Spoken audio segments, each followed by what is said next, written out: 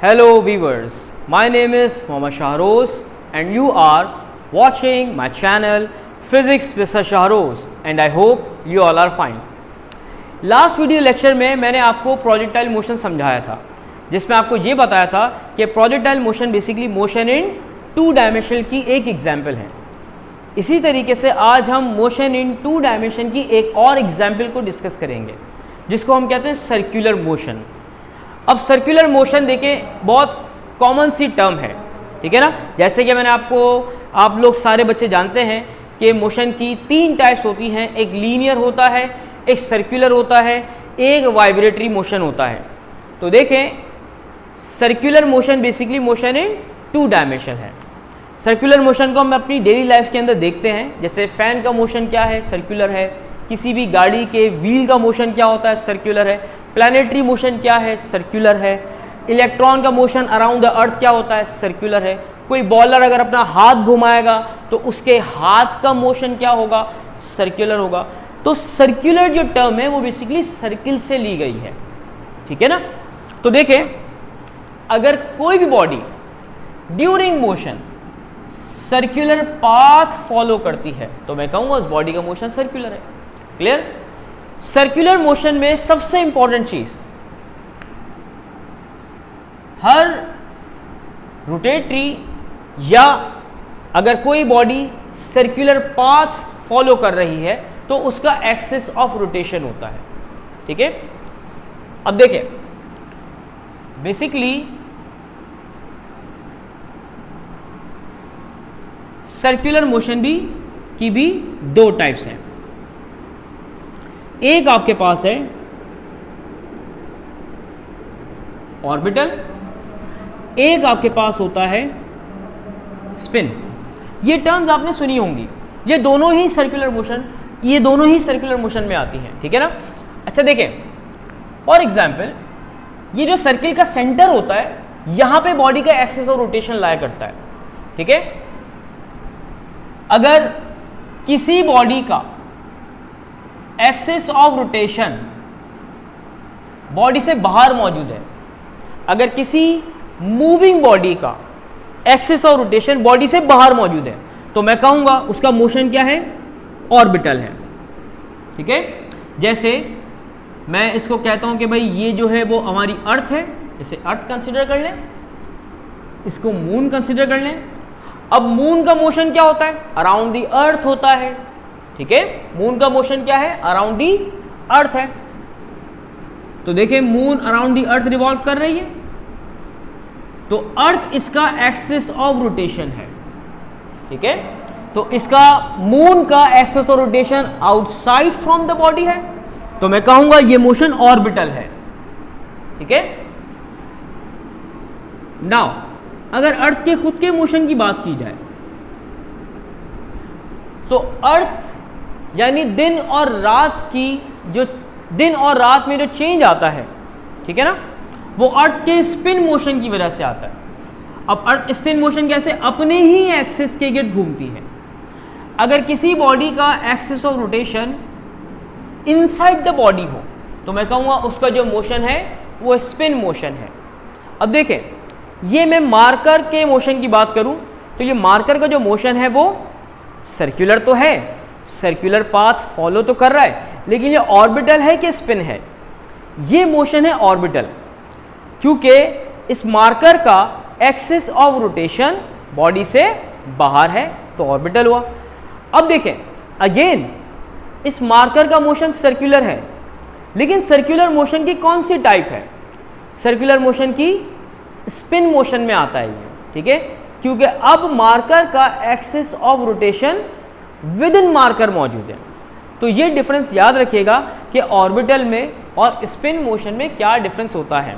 अगर axis of rotation body के inside है तो मैं कहूंगा स्पिन है, अगर बॉडी का एक्सिस ऑफ रोटेशन आउटसाइड है तो मैं कहूंगा ऑर्बिटल है, ठीक है। इलेक्ट्रॉन का मोशन ऑर्बिटल है, जितने भी प्लैनेट से अराउंड द सन रिवॉल्व करते हैं ऑर्बिटल मोशन है, ठीक है। तो ये डिफरेंस याद रखिएगा, what is the difference between spin motion and orbital motion. Clear. अब आगे बढ़ते हैं, सबसे पहला टॉपिक सर्कुलर मोशन का।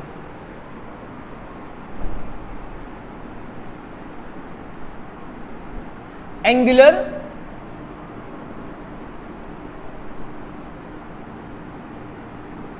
डिस्प्लेसमेंट।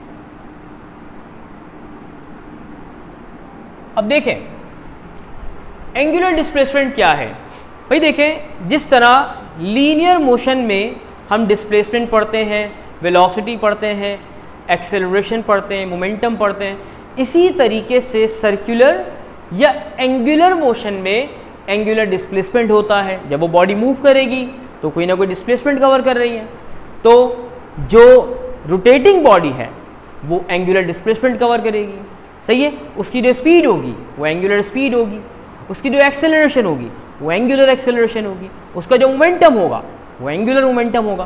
तो ये सारी की सारी चीज़ें एंगुलर मोशन के अंदर डिस्कस की जाएंगी, जिन्हें हम एंगुलर क्वांटिटीज कहते हैं। क्लियर। एंगुलर डिस्प्लेसमेंट क्या होता है? दी angle made bye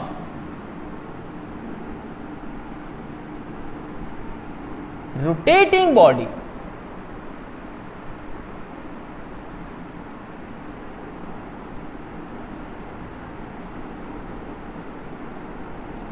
from its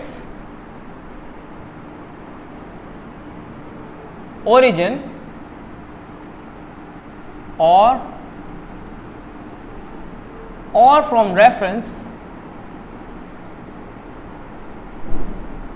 point is called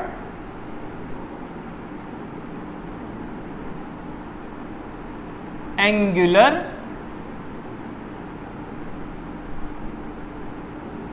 displacement. अब देखें फॉर एग्जाम्पल ये मेरे पास सर्किल का सेंटर आ गया, ये है वो पार्टिकल जो सर्कुलर पाथ कवर करेगा। तो देखिए सबसे पहली चीज, सर्किल के सेंटर से इस पार्टिकल तक का कोई ना कोई डिस्टेंस है, तो मैं यहां पे एक पोजीशन वेक्टर बना देता हूं जिसको मैं कहता हूं रेडियस। ठीक है। अब यहां पे रोटेशनल बॉडी या रोटेटिंग बॉडी कौन है? ये पार्टिकल P है और ये इसका क्या है? ओरिजिन है। फॉर एग्जाम्पल पार्टिकल P यहां मौजूद है। अगर पार्टिकल P घूम के यहां से अपने सेंटर से यहां पर आता है लाइक दिस, फॉर एग्जाम्पल यहां पर आ गया, तो देखिए इस पार्टिकल ने अपने रेफरेंस पॉइंट या ओरिजिन से एंगल ड्रॉ किया, इसको मैं कहूंगा एंगुलर डिस्प्लेसमेंट। सिंपल। तो रोटेटिंग बॉडी ये हाथ मेरा रोटेट कर रहा है, तो देखें ये इसका क्या एक्सिस है या रेफरेंस पॉइंट है। तो रेफरेंस पॉइंट से मेरा हाथ क्या बना रहा है? एंगल बना रहा है। तो जो रोटेटिंग बॉडी एंगल ड्रॉ करती है उसे कहा जाता है एंगुलर डिस्प्लेसमेंट। क्लियर। जैसे फॉर एग्जाम्पल 45 डिग्री, 90 डिग्री, तो जो एंगल बन रहा है ना, इसको एंगुलर डिस्प्लेसमेंट कहेंगे आप। क्लियर। यही डेफिनेशन में लिखा है, angle made by rotating body from its origin or reference point is called angular displacement. दूसरी बात, ये स्केलर है कि वेक्टर है? याद रखिएगा, it is a vector quantity. ठीक है। ये कौन सी क्वांटिटी है? वेक्टर क्वांटिटी है। ठीक है। अब देखें ये तो रेडियस आ गया,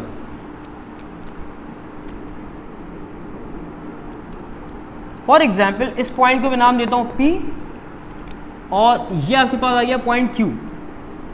तो देखें इस पॉइंट P से Q तक कोई ना कोई लेंथ है, जैसे ये लेंथ आ गई, इस लेंथ को कहा जाता है आर्क लेंथ। Arc length. अब आर्क लेंथ क्या होती है?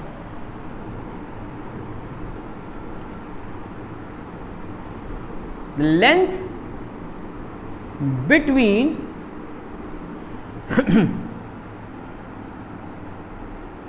Two points in a circular or curved path। किसी भी सर्कुलर या कर्व्ड पाथ में दो पॉइंट्स के दरमियान में जो लेंथ होती है इसे कहा जाता है आर्क लेंथ, और इसका जो सिंबल होता है, याद रखिएगा, इसका सिंबल होता है S। अब जैसे जैसे पार्टिकल मूव होता रहता है तो एंगल भी चेंज होगा, तो आर्क लेंथ भी चेंज होगी। तो मैं यहाँ पे फिलहाल डेल्टा S लिखता हूँ, चेंज इन आर्क लेंथ। ठीक है, ये बात क्लियर हो गई। नाउ आगे बढ़ते हैं।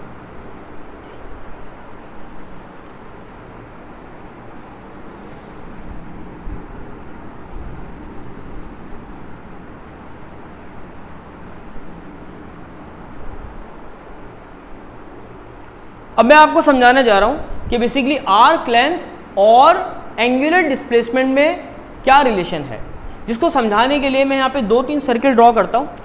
आप मुझे बताएं या समझिएगा कि रिलेशन क्या हो सकता है। ये सर्किल का सेंटर, ये पार्टिकल, ये उसका रेडियस, ये पार्टिकल P, और इनके दरमियान में फिलहाल ये एंगल बन रहा है, और ये इसकी आर्क लेंथ। ये दूसरा सर्किल, ये सेंटर, ये पार्टिकल P फॉर एग्जांपल यहाँ पर है। अब मैं कहता हूँ ये इसने एंगल ड्रॉ किया, तो मैंने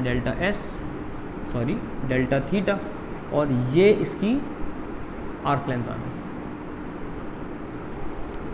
मैं एक और सर्किल ड्रॉ करता हूँ, यह आ गया सेंटर, यह आ गया पार्टिकल P फॉर एग्जाम्पल, ये मूव होके यहां से यहां आ गया,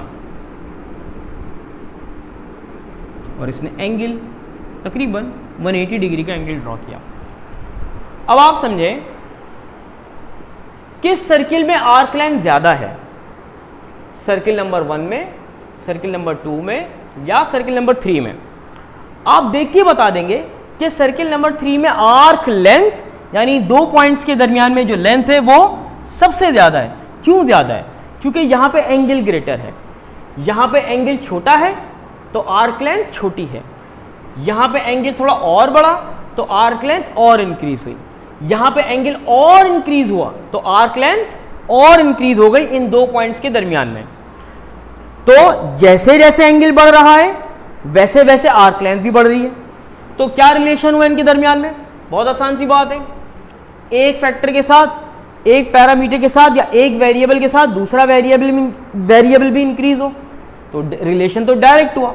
आप कह सकते हैं कि arc length is directly proportional to the angular displacement, जिसको आप ऐसे भी लिख सकते हैं,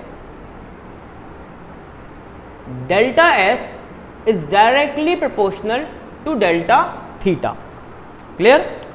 अब during this complete circular motion constant कौन रहता है? अगर मैं यहां पे मार्कर को घुमा रहा हूं तो आप देख सकते हैं कि मार्कर की लेंथ कांस्टेंट है, जो इस वक्त यहां पे रोल प्ले कर रहा है उसके रेडियस का। तो याद रखिएगा, जब कोई भी पार्टिकल सर्कुलर पाथ पे घूम रहा होता है तो रेडियस कांस्टेंट रहता है। तो जब इस प्रोपोर्शनलिटी साइन को हटाते हैं तो लगाते हैं कांस्टेंट, और कांस्टेंट यहां पे क्या है? रेडियस है। तो इसका फॉर्मूला क्या बना? Delta S is equal to R theta. Angular displacement का फॉर्मूला क्या बनेगा? Delta theta. अब ये देखो आर क्या कर रहा है? मल्टीप्लाई। एस से क्या करेगा? Divide. So delta theta is equal to delta S over delta R. ये एंगुलर डिस्प्लेसमेंट का फॉर्मूला आ गया। ठीक है, अब बढ़ते हैं इसके यूनिट की तरफ।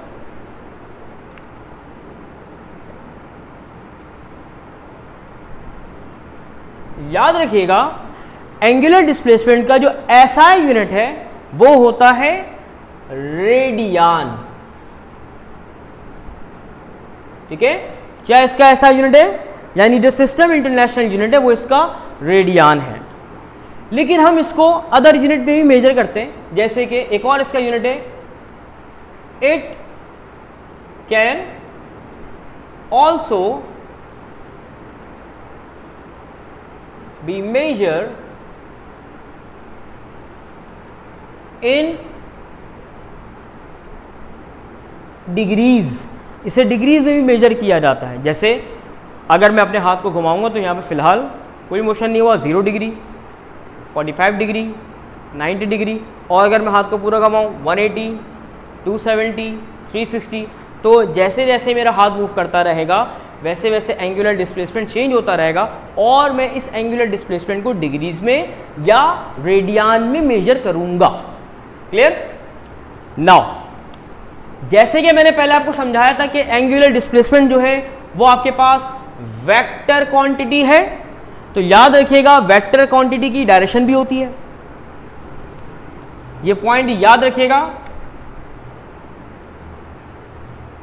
Its direction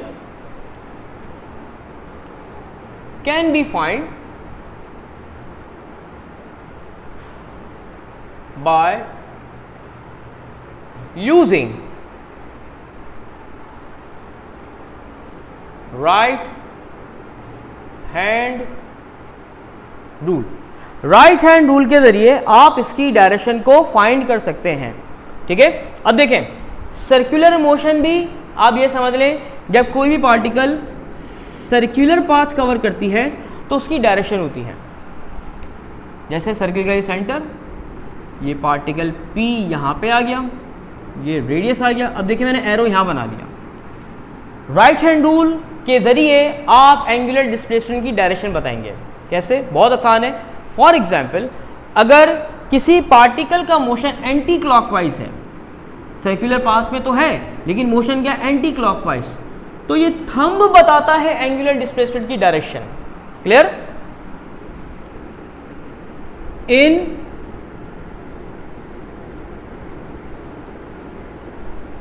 anti-clockwise motion,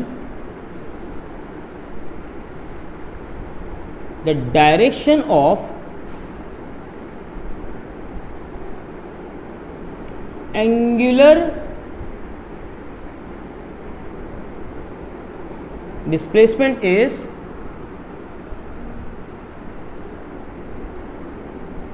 out of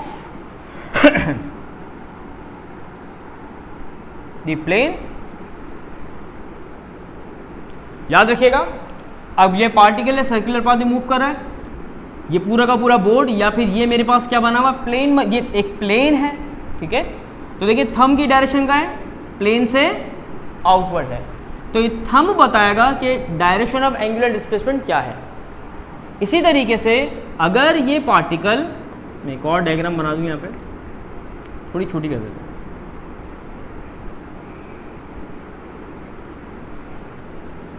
ये आउटवर्ड डायरेक्शन हो गई थी, समझाने के लिए मैं इसको बाहर बना देता हूँ,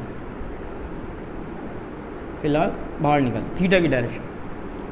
अगर इसका मोशन एंटी क्लॉकवाइज क्लॉकवाइज होता है, तो देखें आप देख सकते हैं कैमरे के अंदर कि ये अभी मेरी फिंगर्स की मोशन क्या है, एंटी क्लॉकवाइज है, तो थंब की डायरेक्शन आउटवर्ड है, आउट ऑफ द प्लेन है। अगर मैं अपनी फिंगर्स को ऐसे क्लॉकवाइज घुमाता हूँ तो क्लॉकवाइज मोशन में थंब की डायरेक्शन का है, इनटू द प्लेन है। तो इसी तरीके से जब ये क्लॉकवाइज घूमेगी तो थंब की डायरेक्शन इनटू द प्लेन हो जाएगी, जिसको मैं समझाने के लिए फिलहाल एरो को इनसाइड अंदर की तरफ बना देता हूँ। ठीक है, लिख देता हूँ मैं यहाँ पे इन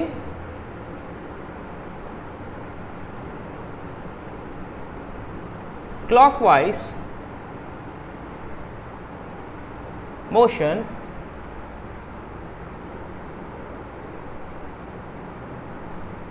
direction of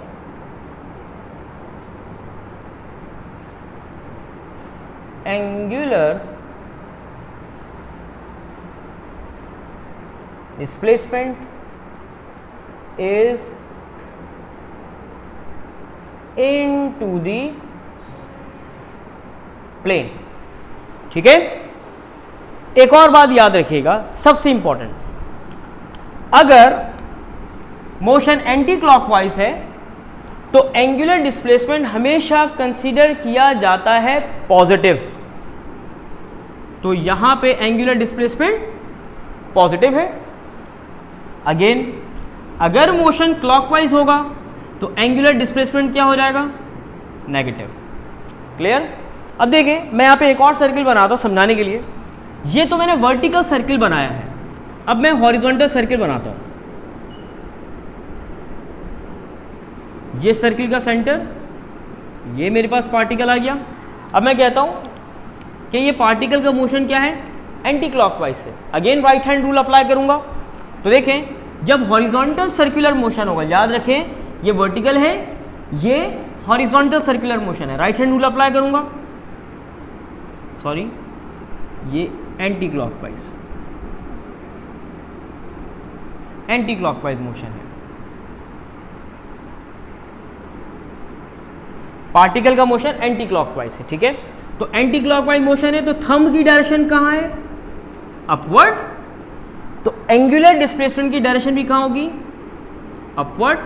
एंटी क्लॉकवाइज है तो इसे कंसीडर किया जाएगा पॉजिटिव एंगुलर डिस्प्लेसमेंट, ठीक है। सिमिलरली अगर किसी पार्टिकल का motion, circular motion clockwise direction में है,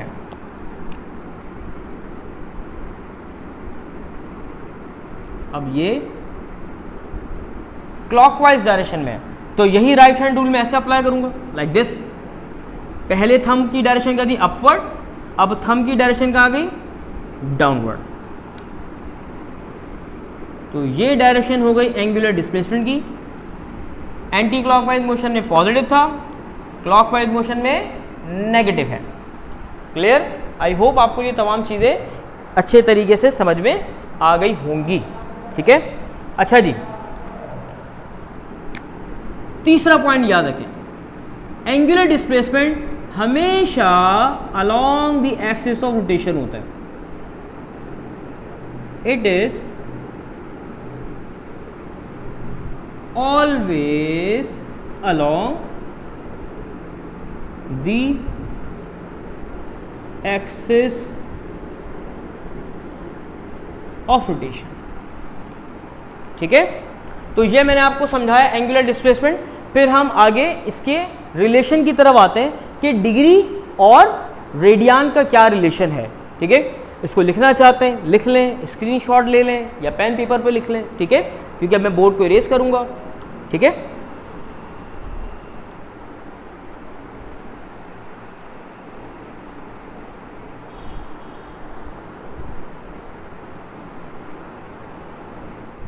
चलिए जी, अब पढ़ते हैं कि रेडियन में और डिग्री में क्या रिलेशन है। लेकिन उससे पहले मैं आपको एक और बात समझाऊं। Relation between degrees and radian के दोनों में क्या रिलेशन है। सबसे पहली बात तो याद रखें, ये बड़ी पूछी जाती है, क्वेश्चन में एमसीक्यूज में बहुत आती है। If arc length and radius of circle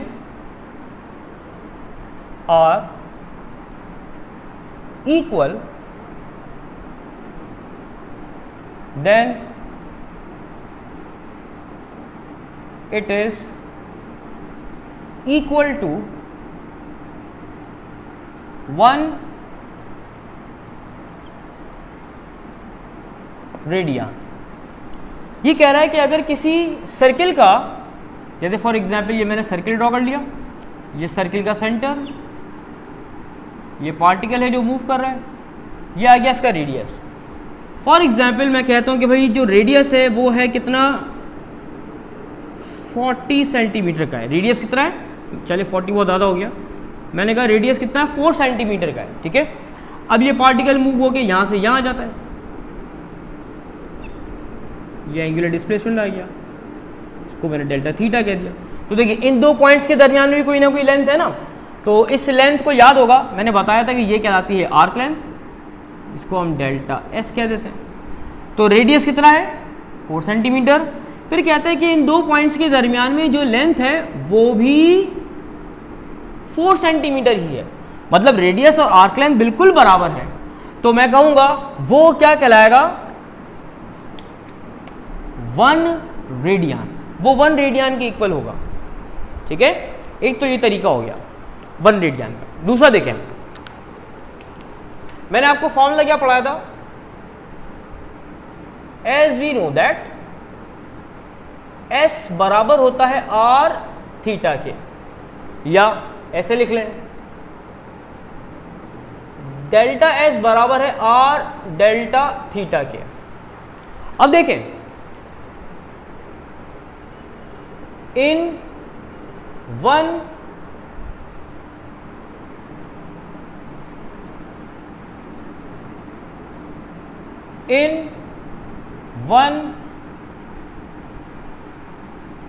complete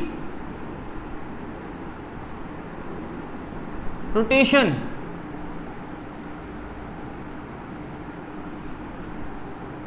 arc length is equal to 2 pi r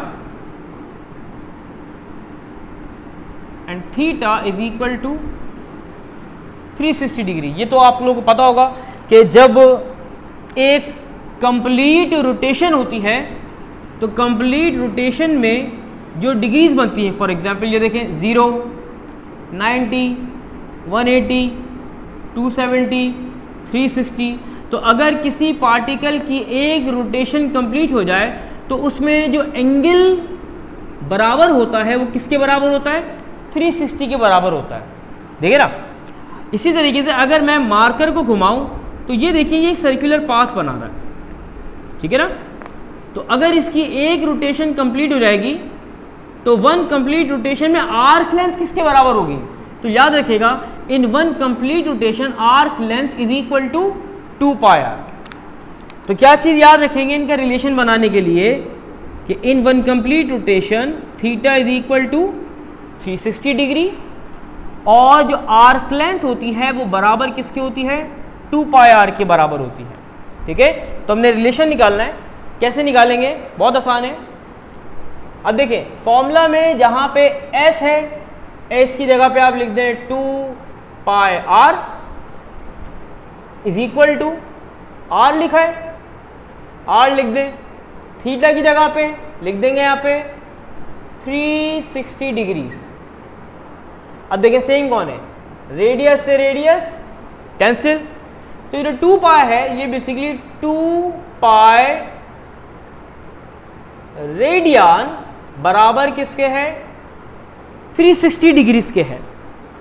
तो ये 2 पाई डिवाइड कर रहा है 360 से, क्या करेगा मल्टीप्लाई, सॉरी 2 पाई यहां मल्टीप्लाई कर रहा है 360 से, क्या करेगा डिवाइड, तो सिर्फ आप रेडियन को यहां छोड़ दें is equal to 360 divided by 2 pi. Clear. अब देखें ये क्या लिखा हुआ है, पाई लिखा हुआ है, तो जहां पे पाई होता है पाई की वैल्यू हम जानते हैं बराबर होती है 3.142 के या 3.1428 के। तो यहां पे देखें 3.1428 लिखें, 360 को 2 पाई से डिवाइड करें तो जो एक रेडियन होता है 1 रेडियन वो बराबर होता है 57.3 डिग्रीज के।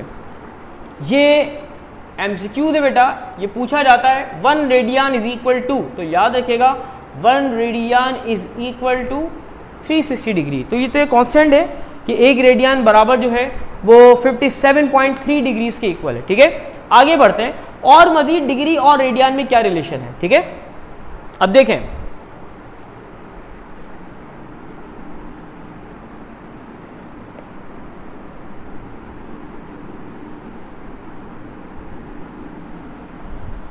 बड़ी इंपॉर्टेंट बात बताने जा रहा हूं, जहन में रखिएगा।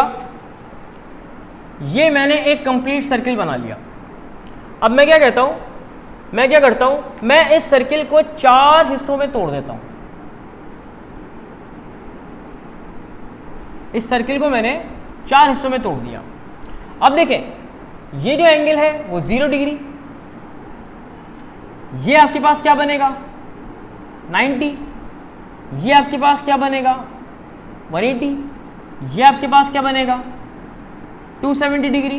तो जब कंप्लीट रोटेशन हो जाएगी तो क्या होगा 360 डिग्रीज। ये बात मैंने आपको यहाँ समझाई है कि 360 डिग्री बराबर होता है 2 पाई के। अब देखें, सिर्फ एक चीज याद रखें, 0 से 90 डिग्री, 90 डिग्री बराबर होता है पाई अपॉन 2 रेडियन के। ठीक है, 0 से 90 डिग्री के दरमियान में जो एंगल है वो 90 डिग्री है, ये 90 डिग्री ही है, और 90 डिग्री बराबर किसके होता है पाई बाय 2 रेडियन के। तो देखें 1/4 ऑफ सर्किल, जैसे अब यहां 0 to 90, 90 प्लस 90 कितने हो गए 180, 180 प्लस 90 270, 270 प्लस 90 360।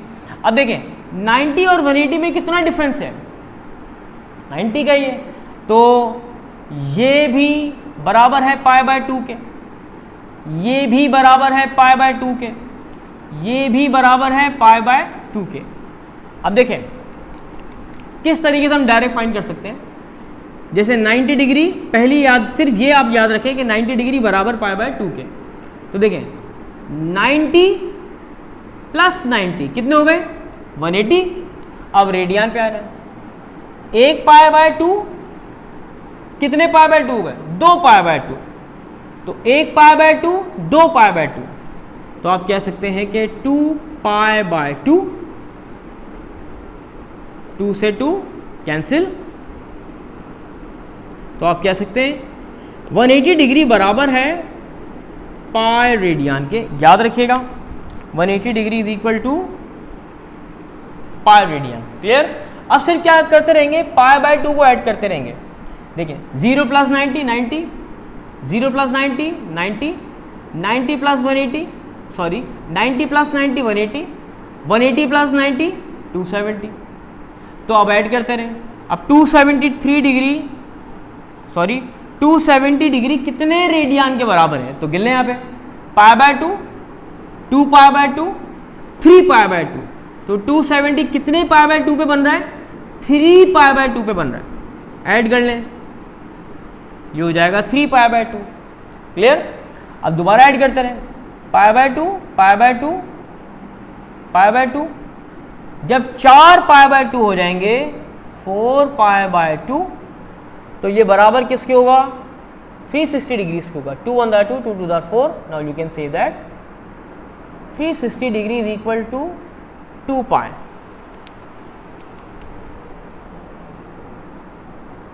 ठीक है, तो आपने ये याद रखना है 90 डिग्री बराबर पाई बाय 2 रेडियन के है, 180 डिग्री बराबर पाई रेडियन के है, 270 डिग्री बराबर 3 पाई बाय 2 रेडियन के है, और 360 बराबर है 2 पाई रेडियन के। ठीक है, इसको याद रखिएगा, ध्यान में रखिएगा अपने। ठीक है, अच्छा दूसरा तरीका क्या है जाने का। फॉर एग्जाम्पल अपनी मर्जी का मैं कोई भी एंगल लिख देता हूं। मैंने लिखा है यहाँ पे 45 डिग्री। आपसे पूछा गया कि बताइए 45 डिग्री कितने रेडियन के बराबर है। ठीक है ना। अब क्या करेंगे आप, आपने लिखा 45 डिग्री, देखिए यहाँ पे डिग्री का साइन ऊपर है, मल्टीप्लाई की साइन लगाएं, डिवाइड में आप सिर्फ लिख दें 180 डिग्री और ऊपर लिख दें पाई, कुछ भी नहीं। ये डिग्री से रेडियन में जाने का तरीका है कि क्या करेंगे, जब भी आपने डिग्री टू रेडियन जाना होगा तो पाई बाय 180 से डिवाइड कर देंगे। ठीक है, क्या करेंगे, डिग्री से रेडियन में जब जाएंगे तो पाई बाय 180 से डिवाइड करेंगे। ठीक है, डिवाइड करें। अब देखिए 45 और 180 सेम टेबल में आते हैं। किस टेबल में आते हैं, फॉर एग्जाम्पल समझ लें कि भाई ये आते हैं 3 के टेबल में। जब आप 45 को इससे डिवाइड करोगे तो देखो 45 कैंसिल कर दो, क्या रहेगा 4। ठीक है, 45 अंदर 45, 45 4 180, तो जब कैंसिल करोगे तो आपका आंसर क्या आएगा, 45 डिग्री बराबर आएगा पाई बाय 4 के। ठीक है। सिमिलरली मैं एक और वैल्यू देता हूं, मैंने लिखा है यहाँ पे, आप बताइए, ये पहला हो गया। दूसरा बताएं कि 30 डिग्री कितने रेडियन के बराबर है। तो मैंने क्या बताया, जब भी डिग्री से रेडियन में जाओगे तो पाई अपॉन 180 से डिवाइड कर दो, सॉरी मल्टीप्लाई कर दो। तो लिखो यहाँ पे 360 multiply by pi upon 180 degree. अब देखें 30 और 180 सेम टेबल में आते हैं। सबसे पहले तो 0 से 0 कैंसिल। क्या 3 और 18 एक ही टेबल में आते हैं? जी हाँ आते हैं। 3 1 आर 3, 3 6 आर 18। तो अब क्या बचा आपके पास, pi by 6। Now you can say that 30 degree बराबर है पाई बाय 6 रेडियन के, ठीक है। तो डिग्री से रेडियन में जाने का तरीका क्या है कि आप पाई मल्टीप्लाई कर देंगे, डिग्री वाली वैल्यू को मल्टीप्लाई करेंगे पाई अपॉन 180 से। सिमिलरली जब आप रेडियन से डिग्री में जाओगे तो आप क्या करोगे, उल्टा करोगे इसका। अब जैसे रेडियन से डिग्री में जाना है, ठीक है ना, पहले मैं डिग्री टू रेडियन जा रहा था, अब रेडियन से डिग्री में जाएंगे। रेडियन से डिग्री में कैसे जाते हैं भाई? फॉर एग्जाम्पल मैं लिखता हूं भाई, लिख दी मैंने 270 डिग्री, बताओ कितने, सॉरी रेडियन टू डिग्री जा रहे हैं। लिखा मैंने 3 पाई बाय 2, बताओ कितने डिग्रीज के बराबर है। तो अब क्या करोगे, ऊपर क्या आ रहा है पाई, तो यहाँ पे डिवाइड पे पाई की साइन आनी चाहिए, ठीक है ना। कैसे, 3 पाई बाय 2 मल्टीप्लाई बाय, यहां मैं कर रहा था पाई अपॉन 180 से मल्टीप्लाई, अब इसका उल्टा करूंगा, मैं 180 अपॉन पाई से मल्टीप्लाई करूंगा। बहुत आसान है, पाई से पाई कैंसिल। क्या 180 और ये सेम टेबल में आते हैं? बिल्कुल आते हैं। 2 1 2, 2 9 18, तो 3 मल्टीप्लाई बाय 90, आप जरा मल्टीप्लाई करें, आपका आंसर क्या रहेगा, 270 डिग्री। तो देखें यही मैंने बताया था कि 270 डिग्री कितने रेडियन के बराबर होता है, 3 पाई बाय 2 के। तो यहां मैंने आपको समझाया कि 3 पाई बाय 2 कितने डिग्रीज के बराबर है। हमने सॉल्व किया, 3 पाई बाय 2 को मल्टीप्लाई किया 180 अपॉन पाई से, तो आपका आंसर क्या आएगा, 270 डिग्री। क्लियर? ये सिंपल सी कन्वर्जन हो गई radian to degree, degree to radian में जाने की। लास्ट फिर एंगुलर डिस्प्लेसमेंट को कंप्लीट करते हैं।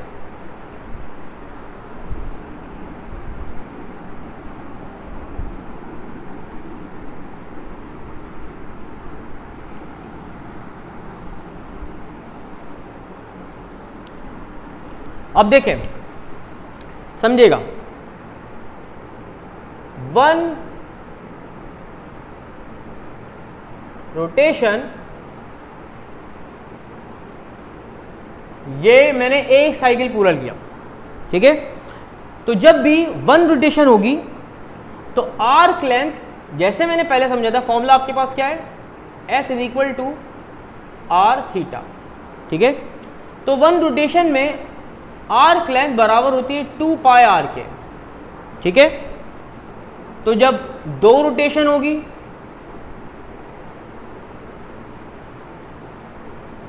टू रोटेशन, आर्क लेंथ किसके बराबर होगी, आप सिंपली क्या करेंगे, 2 को मल्टीप्लाई कर देंगे 2 पाई आर से, तो ये आर्क लेंथ हो गई, क्या आ गई, 4 पाई आर, ठीक है।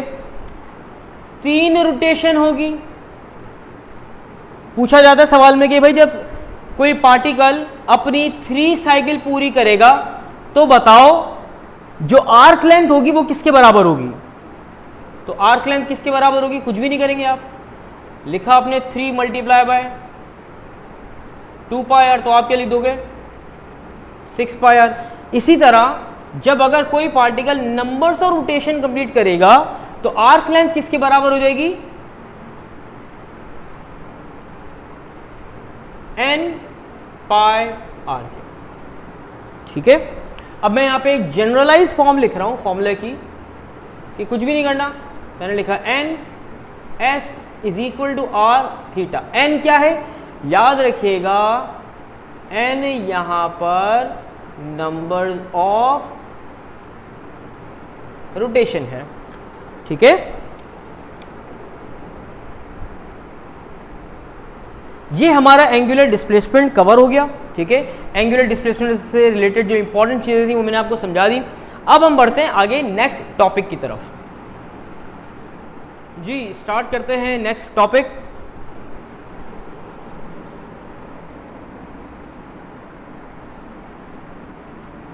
एंगुलर वेलोसिटी के। देखिए जैसे कि मैंने आपको पहले बताया था कि जैसे कि लीनियर वेलोसिटी होती है, इसी तरीके से हमारे पास एंगुलर वेलोसिटी भी होती है। तो एंगुलर वेलोसिटी को समझने से पहले आपके जहन में कॉन्सेप्ट हो कि लीनियर वेलोसिटी क्या है। लीनियर वेलोसिटी या वेलोसिटी क्या होती है? फॉर एग्जांपल ये स्ट्रेट लाइन मोशन की बात कर रहा हूं, फिलहाल मैं स्ट्रेट लाइन मोशन के रिस्पेक्ट समझा रहा हूं आपको। ये मेरे पास एक पार्टिकल है या कोई भी बॉडी है, कोई भी बॉल है, वो मौजूद है फिलहाल इस पॉइंट पे। यहाँ पे जो डिस्प्लेसमेंट है या डिस्टेंस है वो 0 मीटर। वो मूव करेगी तो यहाँ क्या हो जाएगा? For example 10 metre. वो मूव करके यहाँ पे आ गई तो कितना आ गया? 30 मीटर। रैंडम वैल्यूज लिख रहा हूँ, फ्री वैल्यूज लिख रहा हूँ, कोई कांस्टेंट नहीं है यहाँ पे। यहाँ पे आ गई तो मैंने लिख दिया कि भाई ये कितनी हो गई? 40 मीटर, ठीक है। अब देखें किसी ऑब्जेक्ट को 0 से 10 मीटर तक पहुँचने में, फॉर एग्जाम्पल अगर मैं अपनी जगह पे हूँ यहाँ पे, इस वक्त मेरा डिस्प्लेसमेंट 0 है, तो अगर मैं मूव करूँगा तो टाइम के साथ साथ लेंथ चेंज होगी। टाइम के साथ साथ लेंथ क्या होगी? चेंज होगी। तो टाइम के साथ साथ जब लेंथ चेंज होती है तो बॉडी हम कह सकते हैं कि वो स्पीड गेन कर रहा है, ठीक है। सिमिलरली यहाँ भी टाइम के साथ साथ डिस्टेंस या डिस्प्लेसमेंट चेंज हो रहा है। फॉर एग्जाम्पल 0 सेकेंड में बॉडी यहाँ मौजूद थी, आफ्टर 1 सेकेंड बॉडी यहाँ मौजूद है इस पोजिशन पे, तीसरे सेकेंड में यहाँ मौजूद है, 5वें सेकेंड में यहाँ मौजूद है। तो जैसे जैसे टाइम चेंज हो रहा है वैसे वैसे लेंथ भी तो चेंज हो रही है या डिस्प्लेसमेंट भी तो चेंज हो रहा है। इसी को हम कहते हैं वेलोसिटी। तो वेलोसिटी की डेफिनेशन क्या है? दी चेंज इन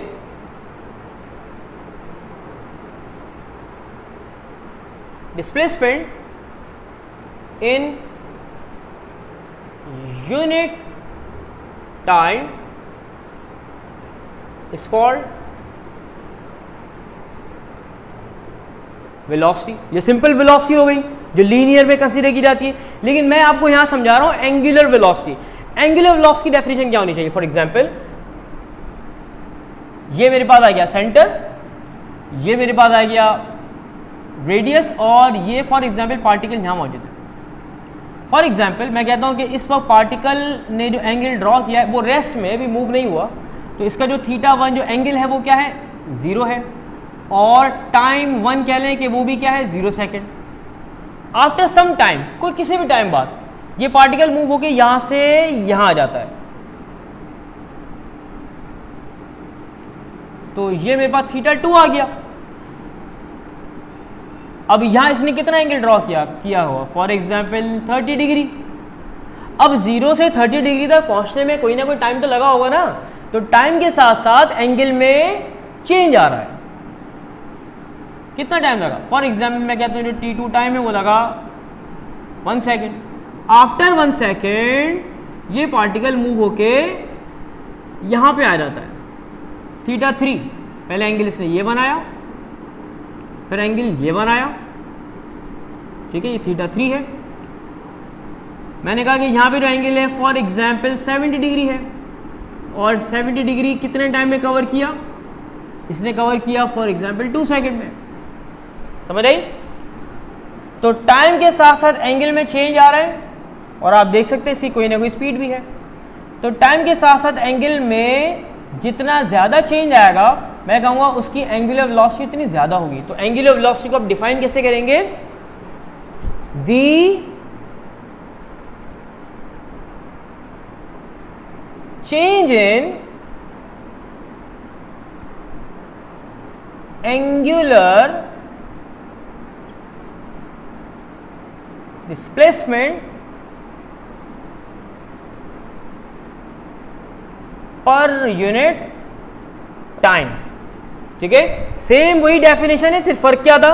यहां लीनियर डिस्प्लेसमेंट चेंज हो रहा था, यहां पर एंगुलर डिस्प्लेसमेंट चेंज हो रहा है, मतलब एंगल में चेंज आ रहा है। जैसे 30 डिग्री, 70 डिग्री, 90 डिग्री, 180 डिग्री, तो टाइम के साथ साथ एंगल में चेंज आए या टाइम के साथ साथ एंगुलर डिस्प्लेसमेंट में चेंज आए, इसको कहते हैं एंगुलर वेलोसिटी, जिसको शो किया जाता है ओमेगा से। क्लियर है? आगे बढ़ते हैं। याद रखिएगा it is a vector quantity. याद रखिएगा ये वेक्टर क्वांटिटी है। जिस तरीके से एंगुलर डिस्प्लेसमेंट वेक्टर था, इसी तरीके से एंगुलर वेलोसिटी भी वेक्टर है। ठीक है, डायरेक्शन कैसे फाइंड करते हैं? It's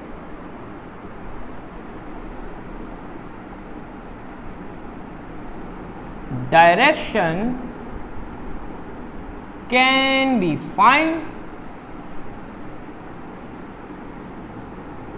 by using right hand rule। ठीक है, अब बढ़ते हैं इसके फॉर्मूला की तरफ।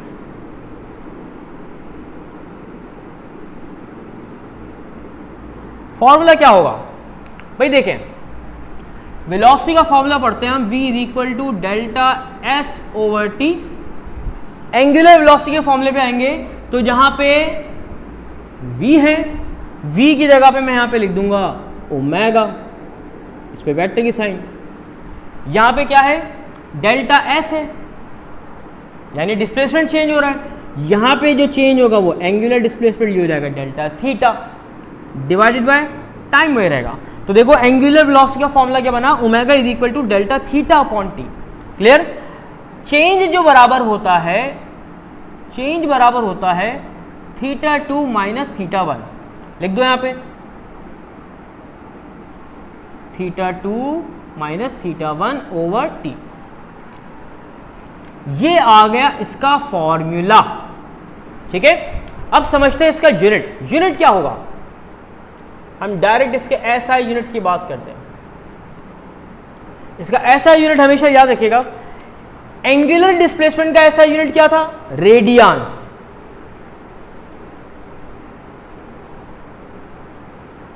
टाइम का यूनिट क्या होता है? सेकंड। तो याद रखिएगा एंगुलर वेलोसिटी का जो यूनिट है वो है रेडियन पर सेकंड, लेकिन इसके और भी यूनिट्स हैं। अदर यूनिट्स की हम बात करते हैं। अदर यूनिट्स याद रखिएगा, बच्चा बड़ा गड़बड़ करता है, समझ नहीं पाता कि क्या यूनिट है। ठीक है, एसआई यूनिट में और अदर यूनिट्स में कंफ्यूज होता है। वो बेसिकली अदर यूनिट्स को या प्रैक्टिकल यूनिट को एसआई यूनिट कंसीडर कर लेता है, तो इसमें बिल्कुल भी मिस्टेक मत करिएगा। जैसे डिग्री पर सेकेंड भी एंगुलर वेलोसिटी का यूनिट है, रेवोल्यूशन पर सेकेंड भी एंगुलर वेलोसिटी का यूनिट है, रोटेशन पर सेकेंड भी एंगुलर वेलोसिटी का यूनिट है। अच्छा, एक यूनिट होता है जिसे हम कहते हैं आरपीएम। आरपीएम का मतलब क्या होता है? जैसे कार का एक आरपीएम होता है जिसको हम कहते हैं रोटेशन पर मिनट, यानी एक मिनट में किसी भी गाड़ी का व्हील या कोई भी पहिया या कोई भी मोटर कितनी टाइम्स घूमती है, कितनी टाइम अपना चक्कर पूरा करेगी। तो देखिए, अगर किसी कार या किसी मोटर का व्हील एक मिनट में 100 चक्कर पूरे करता है और वहीं पे दूसरा जो व्हील है वो एक मिनट में 200 चक्कर पूरा करेगा, तो कौन फास्ट मूव कर रहा है? लाजमी सी बात है, जो एक मिनट में 200 चक्कर पूरे कर रहा है वो उसकी एंगुलर स्पीड ज्यादा होगी बनिस्बत किसके? जो एक मिनट में 100 चक्कर पूरे करेगा। ठीक है, तो जो एक मिनट में 200 राउंड्स पूरे कर रहा है उसकी एंगुलर स्पीड ज्यादा है, इसी को आरपीएम से कंसीडर किया जाता है। तो RPM is the unit of practical unit of angular velocity. ठीक है, तीसरा एक और पॉइंट याद रखें, its dimension is same as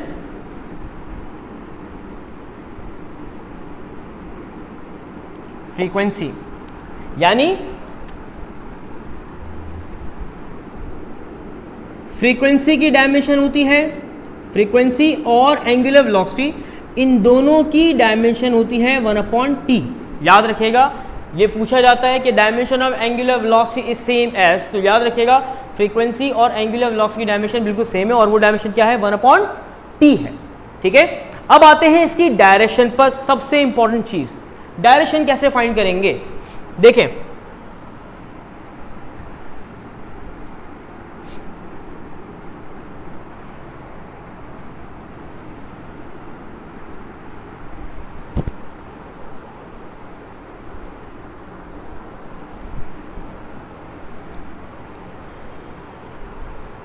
direction,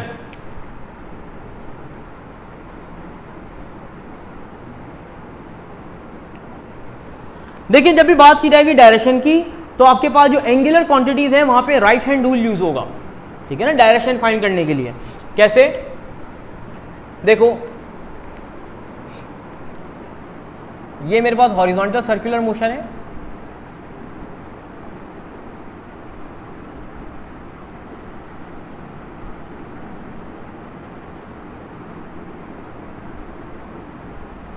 अब देखें ये समझें कि क्लॉकवाइज मोशन है कि एंटी क्लॉकवाइज मोशन है। अब ये देखें ये जो मोशन है वो एंटी क्लॉकवाइज मोशन है, तो याद रखें एंटी क्लॉकवाइज मोशन में थंब की डायरेक्शन कहाँ है, अपवर्ड, तो एंगुलर वेलोसिटी की डायरेक्शन भी अपवर्ड होगी, ठीक है। दूसरी एक और बात, अब यहां पे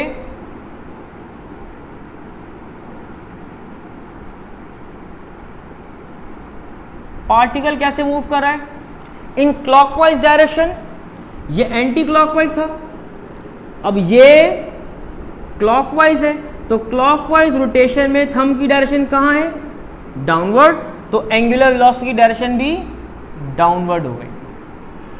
क्लॉकवाइज वो एंटी क्लॉकवाइज मोशन में एंगुलर वेलोसिटी कंसीडर की जाती है पॉजिटिव, क्लॉकवाइज मोशन में एंगुलर वेलोसिटी कंसीडर की जाती है, एंगुलर वेलोसिटी कंसीडर की जाएगी नेगेटिव। मैं लिख देता हूं यहां पे, in counter clockwise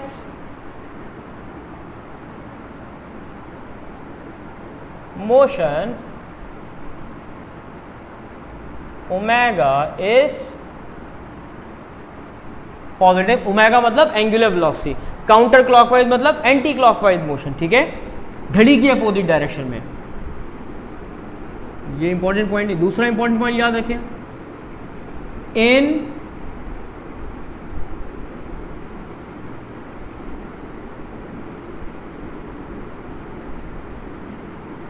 clockwise motion omega is negative. Clockwise motion में ओमेगा जो होता है वो नेगेटिव होता है। जिस तरह एंगुलर डिस्प्लेसमेंट की डायरेक्शन हमेशा along the axis of rotation होती है, इसी तरीके से एंगुलर वेलोसिटी की डायरेक्शन भी along the axis of rotation है। क्लियर? आगे बढ़ते हैं नेक्स्ट टॉपिक की तरफ।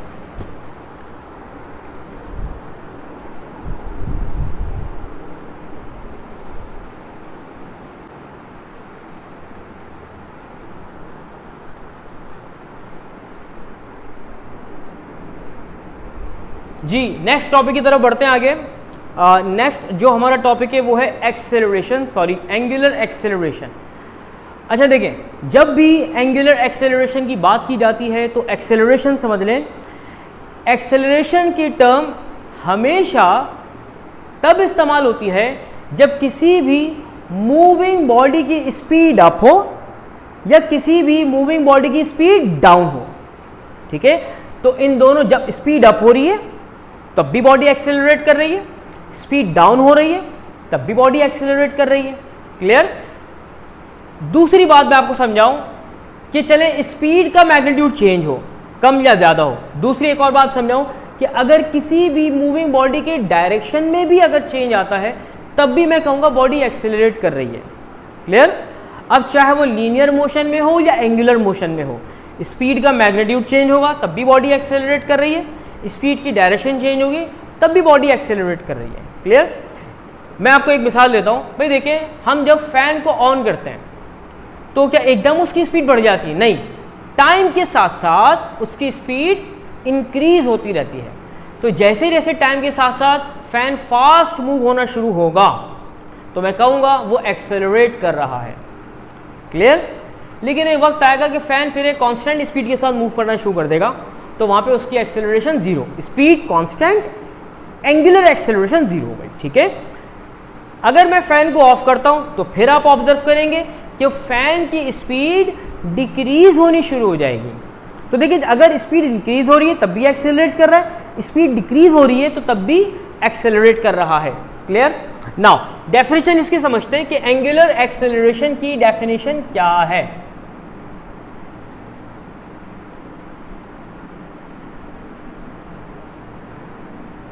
एंगुलर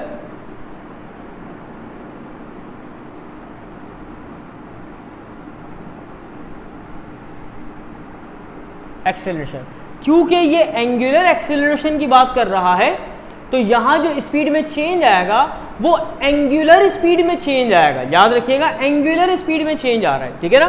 तो डेफिनेशन इसकी क्या लिखनी चाहिए? The rate of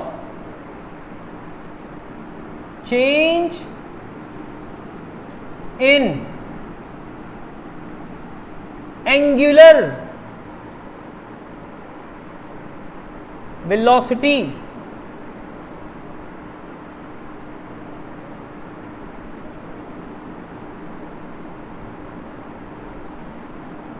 with respect to time is called angular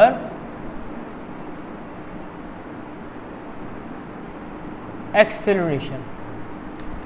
कि टाइम के साथ साथ एंगुलर वेलोसिटी में या एंगुलर स्पीड में चेंज आएगा तो मैं कहूँगा वो मूविंग बॉडी, वो सर्कुलेटिंग बॉडी, वो rotational body angular acceleration possess करेगी। और इसका सिंबल याद रखिएगा, इसका जो सिंबल होता है वो अल्फा होता है। क्लियर? अब देखिए, it is a vector quantity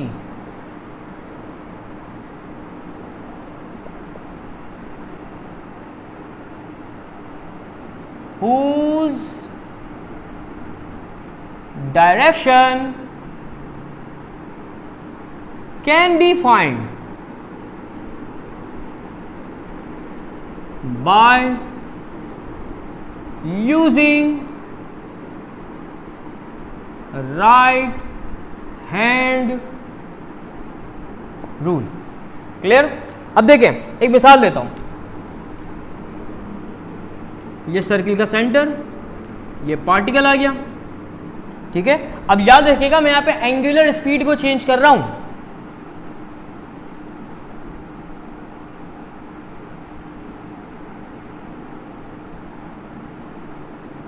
अब देखें, फॉर एग्जाम्पल मैं कहता हूं ये पार्टिकल है, इसकी एंगुलर स्पीड है ओमेगा 1, यहां इसकी एंगुलर स्पीड है ओमेगा 2, यहां इसकी एंगुलर स्पीड है ओमेगा 3, यहां इसकी स्पीड है ओमेगा 4। टाइम ये लिख देता हूं बेटा, टाइम इसका है t1, यहां जो टाइम हो जाएगा t2, यहां जो टाइम हो जाएगा t3, यहां जो टाइम होगा वो t4। याद रखिएगा टाइम के साथ साथ चेंज आ रहा है। ठीक है, फॉर एग्जाम्पल मैं कहता हूँ यहाँ पे ओमेगा जो है लिखता हूँ मैं 0 रेडियन पर सेकेंड। कितनी है? 0 रेडियन पर सेकेंड का मतलब particle in state of rest, और टाइम क्या है? 0 सेकेंड। अब ये स्टार्ट, टाइम 1 सेकेंड। मैं कहता हूँ जो ओमेगा 2 है वो हो गया कितना? 2 पाई रेडियन पर सेकेंड। ओमेगा 3 लिख देता हूं मैं, कितना है? 4 पाई रेडियन पर सेकेंड। ओमेगा 4 में लिख देता हूं कितना है? 8 पाई रेडियन पर सेकेंड। ठीक है, टाइम लिख दिया मैंने यहाँ पे भाई है 2 सेकेंड, 3 सेकेंड, 4 सेकेंड। सही है? तो पहले स्पीड क्या थी? एंगुलर स्पीड क्या थी? 0। फिर एंगुलर स्पीड क्या आ गई? 2 पाई रेडियन पर सेकेंड। फिर एंगुलर स्पीड क्या आ गई? 4 पाई रेडियन पर सेकेंड, फिर एंगुलर स्पीड क्या आ गई 8 पाई रेडियन पर सेकेंड। तो देखिए चेंज क्या आया, चेंज अगर मैं चेंज की बात करूं, चेंज मतलब omega 2 minus omega 1, change omega 3 minus omega 2, omega 4 minus omega 3। अब देखिए चेंज फाइंड करना है हमने। ओमेगा 2 कितना है 2 पाई रेडियन पर सेकेंड, जीरो तो स्पीड में कितना चेंज आ रहा है 2 पाई रेडियन पर सेकेंड। ओमेगा 3 देखिए कितना है, ओमेगा 3 आपके पास है 4 पाई रेडियन पर सेकेंड माइनस माइनस, ओमेगा 2 कितना है 2 पाई रेडियन पर सेकेंड। अब जरा 4 पाई रेडियन में से 2 पाई रेडियन को माइनस करें तो चेंज कितना आया 2 पाई रेडियन पर सेकेंड का चेंज आया पर, ठीक है। अगेन अब ये देखिए कितना है ओमेगा 3 कितना है 4 पाई, ओमेगा 4 कितना है 8 पाई।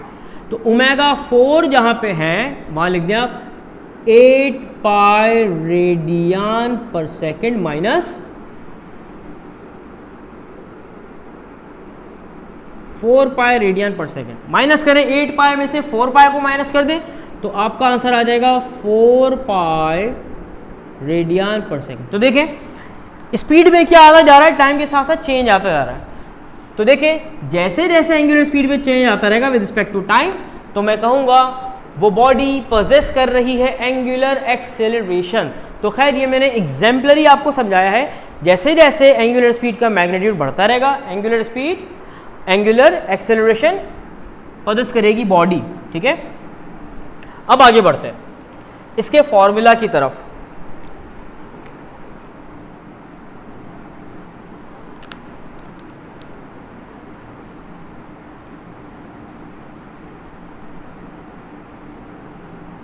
फॉर्मूला क्या होगा इसका, अल्फा वेक्टर की sign is equal to change in angular velocity पर सेकेंड पर यूनिट टाइम। अब ओमेगा जैसे कि बताया कि भाई चेंज लिखा हुआ है तो ये है omega 2 minus omega 1 divided by T. ये मेरे पास एंगुलर एक्सेलरेशन का फॉर्मूला आ गया, ठीक है। यूनिट में इसका डायरेक्ट ले देता हूं, यूनिट ऑफ अल्फा। अल्फा का यूनिट याद रखिएगा होता है alpha is equal to radian पर सेकेंड स्क्वायर। क्या यूनिट इसका, जिस तरह एक्सेलरेशन का यूनिट एक्सेलरेशन का यूनिट मीटर पर सेकेंड स्क्वायर होता है, इसी तरीके से एंगुलर एक्सेलरेशन का जो यूनिट है वो रेडियन पर सेकेंड स्क्वायर होगा।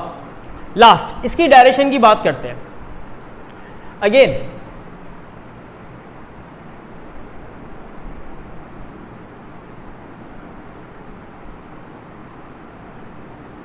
डायरेक्शन पे आ रहा है,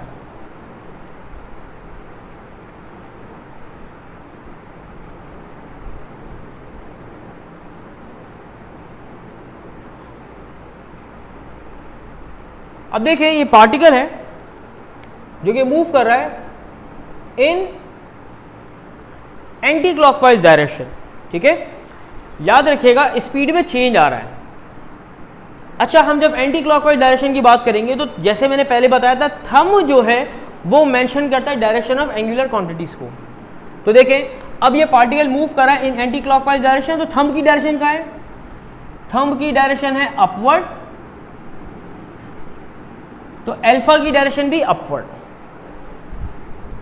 और ओमेगा की डायरेक्शन भी अपवर्ड, ठीक है। तो देखें अल्फा और ओमेगा इन दोनों की डायरेक्शन क्या है, सेम है।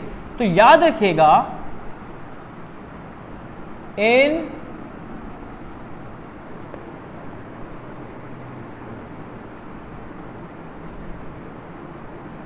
Anti clockwise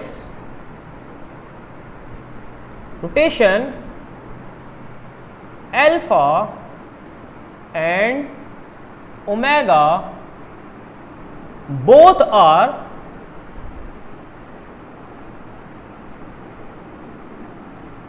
parallel to each other and angular speed is increasing.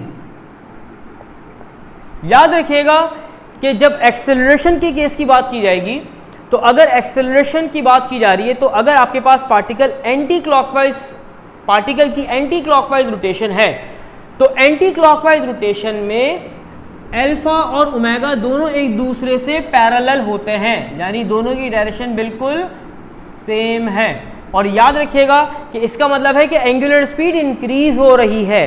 Angular speed increase का मतलब आपके पास एंगुलर स्पीड पॉजिटिव,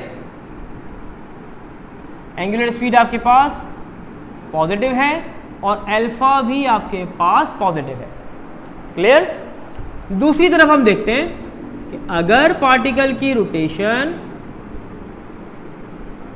क्लॉकवाइज है, क्या रोटेशन है? क्लॉकवाइज। तो क्लॉकवाइज रोटेशन में याद रखिएगा कि अल्फा और ओमेगा ये दोनों एक दूसरे के एंटी पैरेलल हो जाते हैं। ठीक है, लिख देता हूं मैं यहां पे,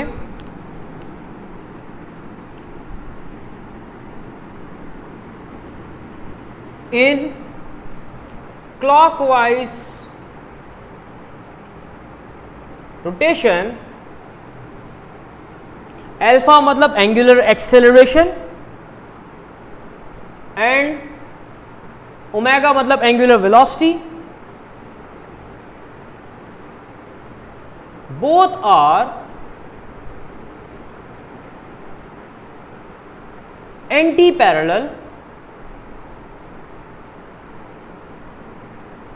टू ईच अदर। दोनों एक दूसरे के एंटी पैरेलल हैं। एंटी पैरेलल का मतलब मैं आपको समझाऊं,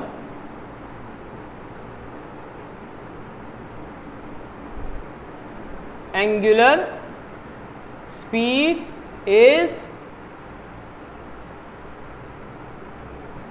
डिक्रीजिंग, कि एंगुलर स्पीड क्या हो रही है? मूविंग पार्टिकल की डिक्रीज हो रही है, जिसकी वजह से इन दोनों की डायरेक्शन अपोजिट है। क्लियर? ये लिख लें, ये तकरीबन एंगुलर एक्सेलरेशन मैंने आपको कवर करवा दिया है। ठीक है, आगे बढ़ते हैं नेक्स्ट टॉपिक की तरफ।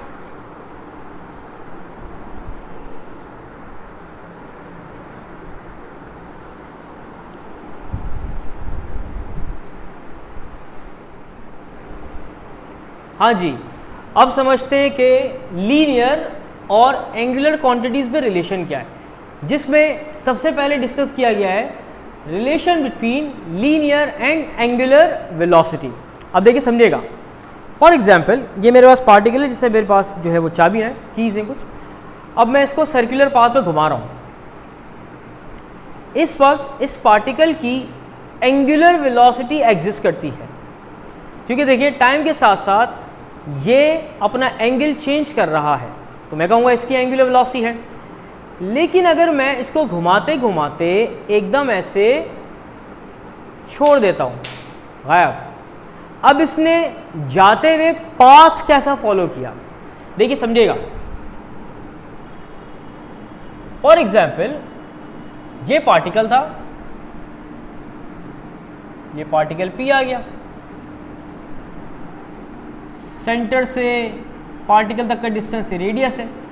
अब ये पार्टिकल मूव कर रहा है, फॉर एग्जांपल पार्टिकल मूव कर रहा है इन एंटी क्लॉकवाइज डायरेक्शन। तो देखें एंटी क्लॉकवाइज डायरेक्शन में थंब किसे शो करेगा? डायरेक्शन ऑफ एंगुलर वेलोसिटी को। क्योंकि मैं रिलेशन लीनियर वेलोसिटी और एंगुलर का पढ़ रहा हूं, तो सिर्फ मैं ओमेगा की बात कर रहा हूं फिलहाल यहाँ पे, और v की बात कर रहा हूं। तो देखें ये पार्टिकल P, ये position vector, right hand rule इस्तेमाल करेंगे, एंगुलर वेलोसिटी की डायरेक्शन कहाँ होगी? Out of the plane, like this. तो खैर मैं इसको बाहर निकाल तो नहीं सकता, सिर्फ समझाने के लिए यहां बना लेता हूं, ये ओमेगा की डायरेक्शन है। ठीक है, या ये ओमेगा की डायरेक्शन है, ऐसे बाहर निकाल देना, दिस ये डायरेक्शन आ गई ओमेगा की, आउट ऑफ द प्लेन। अब देखें जब मैं घुमा रहा था, जब मैंने कीज को ऐसे घुमाया, घुमाते घुमाते एकदम छोड़ा, तो कीज ने जाते वक्त कुछ इस तरह का पाथ फॉलो किया। ऐसा ही है, यानी पार्टिकल सर्कुलर पाथ में घूम रहा है, घूमते घूमते एकदम मैंने इसे छोड़ा तो जाते वक्त उसने जो पाथ फॉलो किया वो कुछ इस तरीके का पाथ फॉलो किया, लीनियर पाथ फॉलो किया। इसका मतलब इस डायरेक्शन में भी इसकी कोई ना कोई वेलोसिटी थी, तो इस वेलोसिटी को मैं क्या कहूंगा, लीनियर वेलोसिटी कहूंगा। क्या कहूंगा, लीनियर वेलोसिटी। तो याद रखिएगा, अगर कोई पार्टिकल सर्कुलर पाथ पे घूम रहा है तो एक साथ उसकी लीनियर वेलोसिटी भी होती है और एंगुलर वेलोसिटी भी होगी। क्लियर। अब मैं डायग्राम को थोड़ा हॉरिजॉन्टल सर्किल बनाऊं।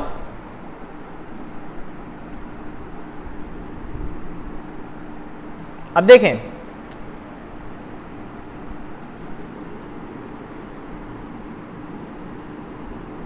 ये मेरे पास आ गया पार्टिकल, ठीक है, ये मूव कर रहा है इन एंटी क्लॉकवाइज डायरेक्शन। अब एंटी क्लॉकवाइज डायरेक्शन अप्लाई करेंगे तो एंगुलर वेलोसिटी की डायरेक्शन क्या होगी, along the axis of rotation. Horizontal circular motion है तो थंब अपवर्ड है, तो एंगुलर वेलोसिटी डायरेक्शन भी upward. Clear. Linear velocity direction tangent होती है, जिसको मैं टेंजेंशियल वेलोसिटी भी कहते हैं, लीनियर वेलोसिटी भी कहते हैं।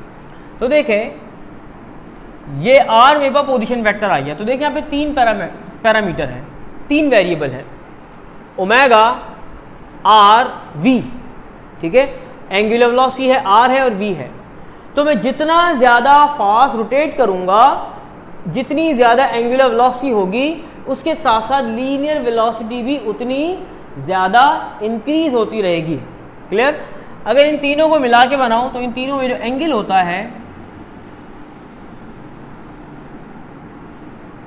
ये v है, ये r है, ये ओमेगा है। ये तीनों के तीनों पैरामीटर एक दूसरे से परपेंडिकुलर होते हैं और इसका जो फॉर्मूला बनता है वो होता है v is equal to r cross omega. ठीक है, तो न्यू वेक्टर v जनरेट होता है यहाँ पे कि r और ओमेगा का क्रॉस प्रोडक्ट बराबर होता है लीनियर वेलोसिटी के। तो यही बात याद रखिएगा कि ये एग्जाम्पल है वेक्टर प्रोडक्ट की। ठीक है, अब यहां क्रॉस की साइन लगी हुई है, क्रॉस के साइन को हटाएंगे तो यहां पे लगा देंगे cos theta, sorry sine theta. ये मेरे पास फॉर्मूला आ गया v is equal to R omega. क्या फॉर्मूला है, v is equal to R omega. This is the relation between linear and angular velocity. ठीक है, ये बात समझ में आ गई। अब एक और चीज समझेगा,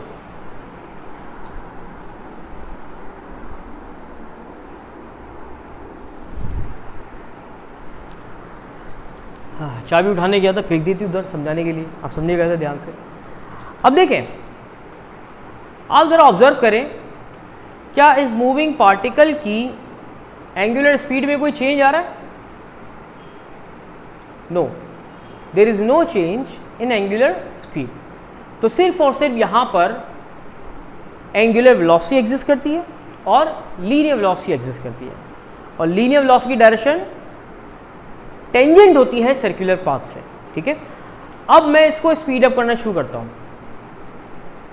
अब देखें, टाइम के साथ साथ मैं क्या कर रहा हूं, इसकी स्पीड, एंगुलर स्पीड इंक्रीज कर रहा हूं। तो जब मैं इसकी एंगुलर स्पीड इंक्रीज करूंगा तो क्या इसकी लीनियर एक्सेलरेशन नहीं होगी? बिल्कुल होगी, इसकी लीनियर एक्सेलरेशन भी होगी। बात समझ आई? और लीनियर एक्सेलरेशन भी क्या होगी? सर्कुलर पाथ से टेंजेंट होगी। अब देखें, अब इसकी स्पीड डिक्रीज हो गई। थोड़ी देर बाद स्पीड ऑब्जर्व करें, स्पीड क्या है? यूनिफॉर्म है, स्पीड यूनिफॉर्म है, तो एंगुलर एक्सेलरेशन 0। स्पीड वेरिएबल है, so angular acceleration is not equal to 0। Clear?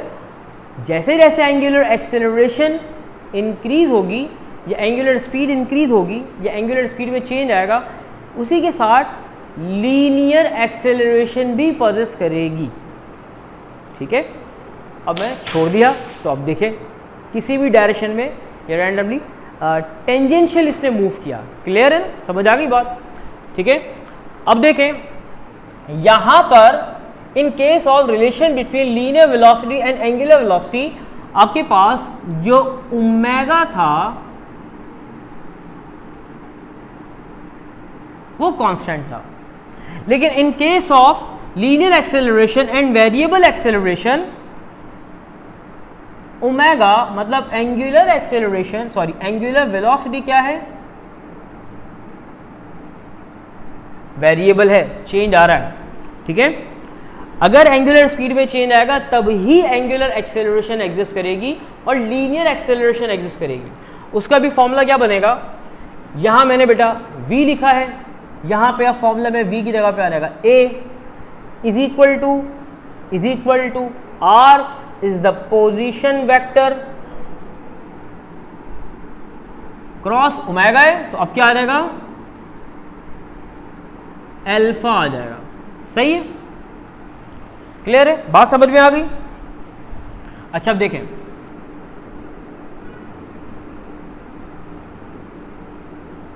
Particle is moving in a circular path with variable angular acceleration variable angular velocity. तो अब tangential acceleration भी पदिश करेगी जिसको हम लीनियर एक्सेलरेशन भी कहते हैं, और एंगुलर एक्सेलरेशन की डायरेक्शन होगी along the axis of rotation. इसको भी आप by using right hand rule find करेंगे। By using right hand rule the direction of angular acceleration is along the axis of rotation which is vertically upward if particle rotate in anti clockwise direction। ठीक है, अब यहां पे alpha और omega दोनों एक दूसरे से पैरेलल हैं और यहां पे टेंजेंशियल एक्सेलरेशन और लीनियर वेलोसिटी भी दोनों एक दूसरे से पैरेलल है। सही है, अब यहां पे साइन किसकी लगी है? क्रॉस की साइन लगी हुई है। क्रॉस के साइन को रिमूव करेंगे, लिख देंगे यहाँ पे अल्फा मॉड्यूलस या मॉड्यूलस चले लगा दें, क्योंकि जब साइन क्रॉस हटाते तो मैग्नीट्यूड की साइन लगाते हैं हम, और यहाँ पे इस क्रॉस की जगह पे लगाएंगे साइन थीटा। कोई मुश्किल? ये फॉर्मूला आ गया relation between linear acceleration and angular acceleration का। सबसे इंपॉर्टेंट चीज याद रखिएगा, यहां लिख देता हूं, if ओमेगा कांस्टेंट, अगर एंगुलर स्पीड कांस्टेंट है, याद रखिएगा बच्चा इसके अंदर बहुत बड़ी गलती करता है जब ये डिस्क्रिप्टिव सवाल में पूछा जाते हैं आपसे, सॉरी डिस्क्रिप्टिव फॉर्म में एमसीक्यूज जब आते हैं, अगर ओमेगा कांस्टेंट है तो एंगुलर एक्सेलरेशन 0, लीनियर एक्सेलरेशन या tangential acceleration 0, linear velocity is also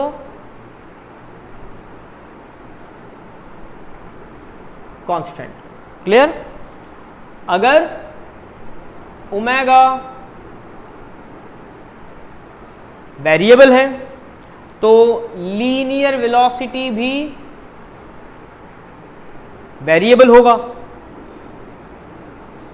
alpha यानी एंगुलर एक्सेलरेशन फिर 0 नहीं होगी, ठीक है ना, क्योंकि वेलोसिटी मेरे पास वेरिएबल है, तो इसका मतलब एंगुलर एक्सेलरेशन भी है और टेंजेंशियल या लीनियर एक्सेलरेशन भी है, तो याद रखिएगा। लास्ट पॉइंट है, इसके बाद ऑफ करते हैं। देखें लीनियर क्वांटिटीज और एंगुलर क्वांटिटीज बहुत आसान है। जिस तरह लीनियर क्वांटिटीज में डिस्टेंस या डिस्प्लेसमेंट की जगह पे एस यूज होता है, यहां पे यूज होगा थीटा। लीनियर वेलोसिटी में v यूज होता है, यहां पे यूज होगा ओमेगा। बहुत सिंपल है। लीनियर क्वांटिटीज में एक्सेलरेशन की जगह पे a यूज होता है, यहां पे यूज होगा अल्फा एंगुलर एक्सेलरेशन। अब इक्वेशन ऑफ मोशन की तरफ आ जाए। हम जानते हैं कि फर्स्ट इक्वेशन ऑफ मोशन जो होती है वो होती है vf is equal to vi plus at। तो जब मैं एंगुलर क्वांटिटीज पर आऊंगा तो v क्या है? वेलोसिटी। एंगुलर क्वांटिटीज में क्या हो जाएगी? वो एंगुलर वेलोसिटी हो जाएगी। तो एंगुलर वेलोसिटी की जगह पे क्या लिखूंगा? यानी vf जहां पर है वहां लिखूंगा मैं omega f is equal to ये लिखा है vi। तो देखें v जहां पे होता है v की एनालॉजी क्या है? ओमेगा, या गया omega i plus plus a। अब a की जगह क्या लिखना चाहिए? सोचें, a की जगह पे मैं लिखूंगा अल्फा t। ये इक्वेशन ऑफ मोशन है इन लीनियर मोशन, ये इक्वेशन ऑफ मोशन है इन एंगुलर मोशन। नाउ अब देखें सेकेंड इक्वेशन ऑफ मोशन क्या होती है? s is equal to V I T plus half A T square. ये है equation of motion for linear motion. अब मैं equation of motion for angular motion की बात करूंगा। तो देखिए जब एंगुलर मोशन में आता हूं तो s की जगह पे क्या आ जाता है? Theta is equal to V I की जगह पे, यानी जहां v था वहां के लिखते हैं ओमेगा, तो यहां लिख दिया मैंने ओमेगा i लिखा है तो omega i t plus half a है तो a की जगह पे alpha t square. Third equation of motion 2as is equal to V F square minus का वी आई स्क्वायर। तो फॉर्मूला क्या हो जाएगा? फॉर्मूले का 2 नंबर है, कांस्टेंट है, सेम रहेगा, 2 की जगह 2 लिख दिया। a है, a की जगह पे क्या लिखूंगा मैं? अल्फा लिखूंगा, तो लिख दिया मैंने alpha theta is equal to V F की जगह पे लिखूंगा मैं ओमेगा एफ पे स्क्वायर माइनस का ओमेगा आई पे स्क्वायर। ठीक है, ये इक्वेशन ऑफ मोशन हो गई लीनियर क्वांटिटीज, ये इक्वेशन ऑफ मोशन हो गई इन एंगुलर क्वांटिटीज। अब बहुत आसान है, अब कुछ चीज़ें बड़ी इंटरेस्टिंग बताने वाला हूं मैं, जिससे आपको हो सकता है कि डायरेक्ट फॉर्मूलाज याद हो जाए एंगुलर क्वांटिटीज के। भाई देखिए जिस तरह यहां पे मास होता है, मास की जगह m लिखते हैं, यहां पे होता है एंगुलर क्वांटिटीज में मोमेंट ऑफ इनर्शिया, इसका सिंबल I होता है। लीनियर मोशन में जहां आप मास कंसीडर करते हैं, एंगुलर मोशन में वहां आप I मतलब मोमेंट ऑफ इनर्शिया कंसीडर करते हैं। ठीक है, तो लीनियर क्वांटिटीज में जहां जहां m है वहां पे I लिख दें। तो देखें फॉर्मूला कैसे बन जाएगा? जैसे मैंने लिखा P is equal to mv, ये लीनियर मोमेंटम है, तो जब यहां पे आऊंगा तो एंगुलर मोमेंटम होगा, तो P की जगह पे क्या आ जाएगा? L इज इक्वल टू अब क्या लिखा हुआ है? m is the mass. लेकिन जब मैं एंगुलर पर आऊंगा तो जहां m है, m की जगह पे क्या लिखूंगा मैं? I, तो लिख दिया मैंने I, v की जगह पे ओमेगा। तो बेटा ये मेरे पास आ गया एंगुलर मोमेंटम का फॉर्मूला। इसी तरीके से हम लिखते हैं ना F is equal to M A, ये लीनियर है। जब मैं एंगुलर पे आऊंगा तो एंगुलर की जगह पे लिखूंगा टॉर्क, m है, एंगुलर में आऊंगा तो m की जगह पे क्या लिखूंगा मैं? I, a है। लीनियर में एंगुलर पे आऊंगा तो एंगुलर में a की जगह पे लिखता हूं मैं अल्फा। तो ये टॉर्क का एक और फॉर्मूला आ गया, torque is equal to moment of inertia into angular acceleration. याद रखिएगा, बड़ा इंपॉर्टेंट फॉर्मूला है। इसी तरीके से अगर मैं लिखता हूं यहां पे काइनेटिक एनर्जी का फॉर्मूला पढ़ते हैं हम कि E is equal to half M V square. तो अब जब मैं रोटेशनल काइनेटिक एनर्जी की जगह पे आऊंगा, ये लीनियर काइनेटिक एनर्जी के लिए है, ये रोटेशनल काइनेटिक एनर्जी के लिए है। तो हाफ की जगह तो मैंने लिख दिया हाफ, m की जगह मैं क्या लिख दूंगा? I, v है, तो देखिए v की जगह पे हम क्या लिखते हैं? ओमेगा। एंगुलर में जब आएंगे तो v पे स्क्वायर है तो ओमेगा पर भी स्क्वायर। ये मेरे पास एंगुलर क्वांटिटी का, एंगुलर काइनेटिक एनर्जी का या रोटेशनल काइनेटिक एनर्जी का फॉर्मूला आ गया। आज हम यहीं तक पढ़ते हैं। अगर फिर भी कोई कंफ्यूजन हो, कोई चीज़ पूछनी हो, समझनी हो, तो आप लोग मुझसे कमेंट्स के अंदर पूछ सकते हैं। ओके, थैंक यू, अपना ख्याल रखिएगा।